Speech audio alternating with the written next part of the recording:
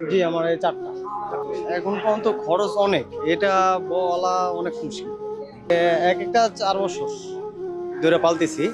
৪ বছর ধরে। এটার দাম চাচ্ছি ৮,০০,০০০। আলহামদুলিল্লাহ ভালো উঠতেছে। একটুর জন্য আমি এই গরুটা ছাড়িনি। এই গরুটা যে দাম উঠছিল একটুর জন্য আমি ছাড়িনি। মানে একটু আটকে রইছে।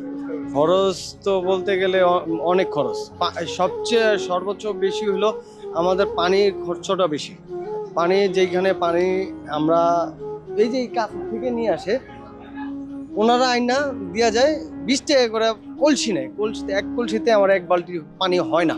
এর জন্য 20 টাকা করে পানি যদি ১ বালতি পানি না হয় তাহলে আমাদের একটা গরু গোসল করাইতে মিনিমাম ৫ বালতি পানি লাগে। তাহলে ৫-২০ ১০০ টাকা। তাহলে ৪টা গরু। সেপনিল প্রাণঘাতী জীবাণুদের বিরুদ্ধেও দারুণ কার্যকর। ৪০০ টাকা। ৪০০ টাকা খরচ আছে শুধু পানির। তারপর যে প্রতিদিন একবার গোসল করালে কি হয়? না না না, একবার গোসল করা অনেক বড় গরু। একবার গোসল করা হয় না, মিনিমাম ২ বার করাতে হয়। আর ৩ বারের বেলা একটু মুছে দিতে হয়। তো মুছতে গেলেও আপনার ২-৩ বালতি লাগবে। তো এই ৩ বালতি ৬০ টাকা। আর ৪০০ টাকা কত হইলো? ৪৬০ টাকা। এই প্রত্যেক দিনের গোসলের খরচ। তারপরে আছে খাওন, তারপরে খের, আমাদের খরচ।